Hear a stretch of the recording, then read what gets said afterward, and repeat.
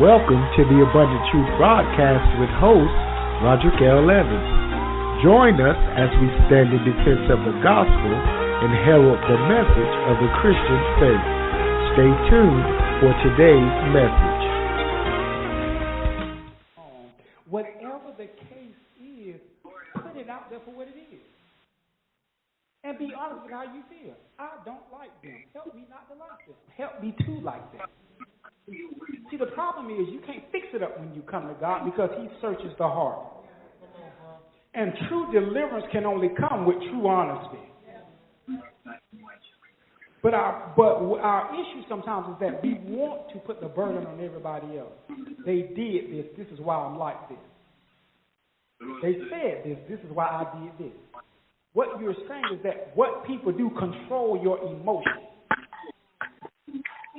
And see, prayer brings us out of ourselves and protects us against ourselves. That's why the scripture says that the word of God is quick and sharp. It's powerful. It's like a two-edged sword, dividing between soul and spirit, bone and marrow. It's a discerner of the intents and thoughts of the heart. You understand? The word of God will come and open up all of those things. So that if I am surrounded, don't create an inner barrier. Because when we're in trouble, we start hibernating. Because if I'm sick and you not sick, and I can't really think you can understand how sick I am, I ain't gonna talk to you about it. Why? They don't understand it. And then we do that for God. Because God didn't do that the last time when I prayed. He may not do this. We start shielding ourselves even from God. We start praying out of a sense of routine rather than a sense of true faith and expectation. And so you got to remember that when you are surrounded, you got to ignore the adversary. You have to pray.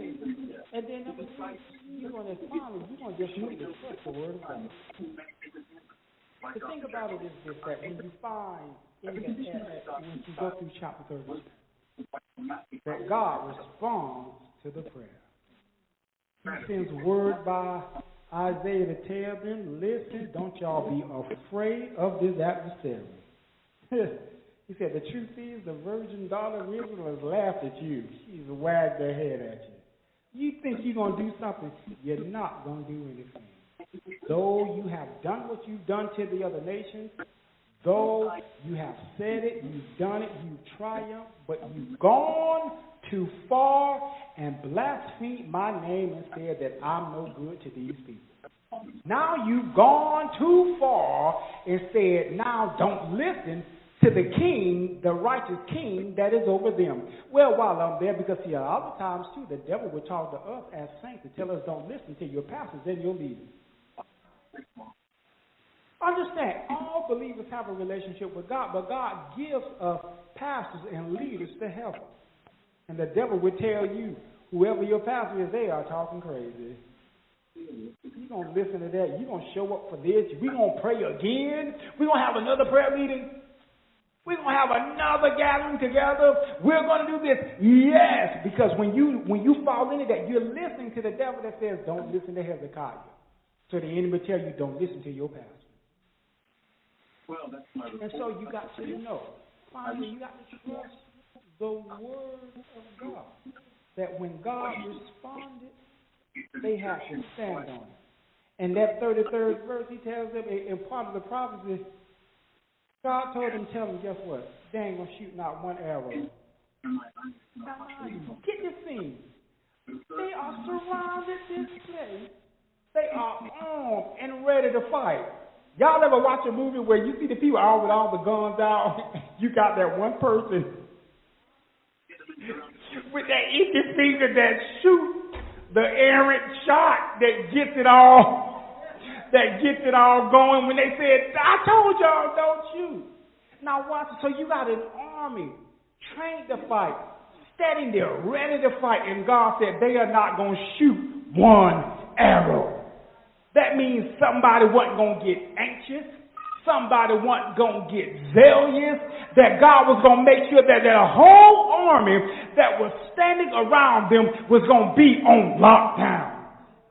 And I see that some of us, we are in the middle of some stuff right now. And it seems like you think you're not going to make it out of it. It's going to go a certain way. But y'all got to know that God got it on lockdown. That regardless of how you got to where you are, it ain't going to go no further because God got it on lockdown. Because that's the reason why you don't surrender. Because you can say this, you can do this. This has happened to this person. It happened to that person.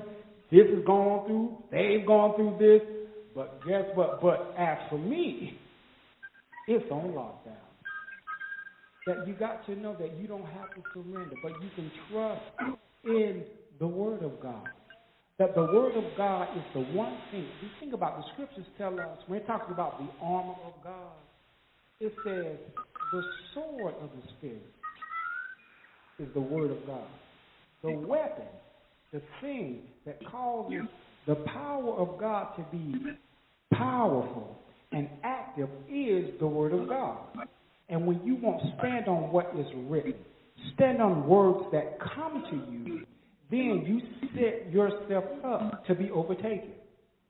But God tells them, don't worry about anything they say. Because they're on lockdown. That new recruit out there with his bow and arrow, not going to shoot one. The one man out there with the spears that is ready to throw them, he won't do it. Because I said, you all have gone too far. And some of us are back in the corner. We need to look at the adversary and tell him that he has gone too far. You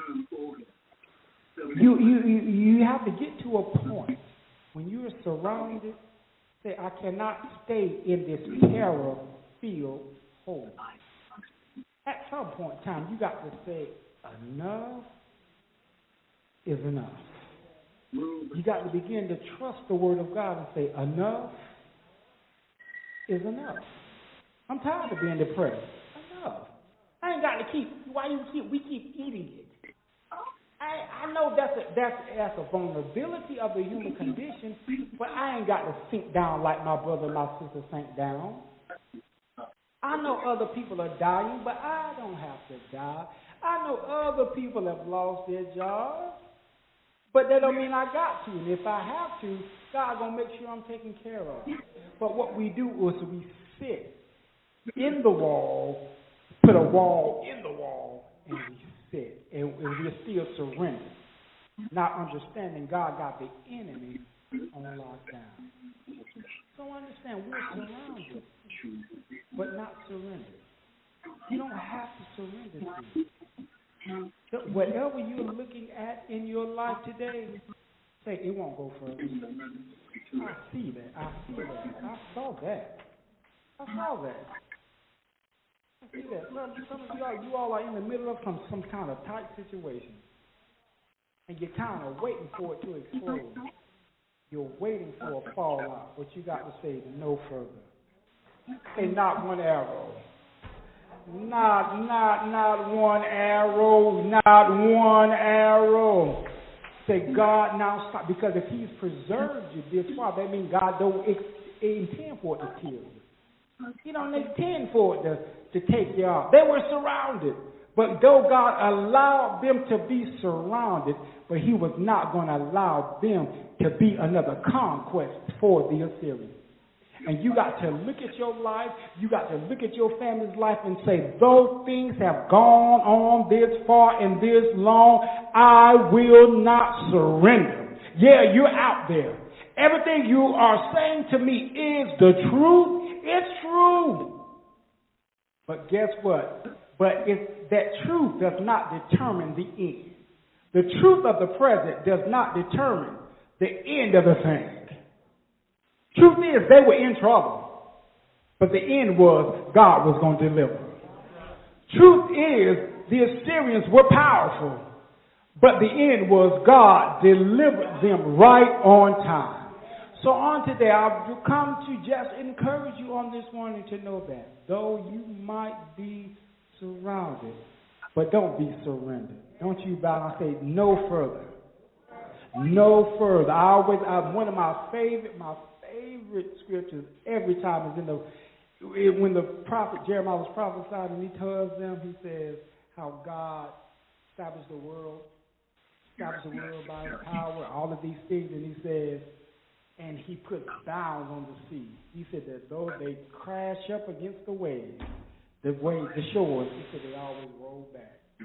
He said he put an eternal decree on it, that the ocean's going to always do that. It may look like it's coming over.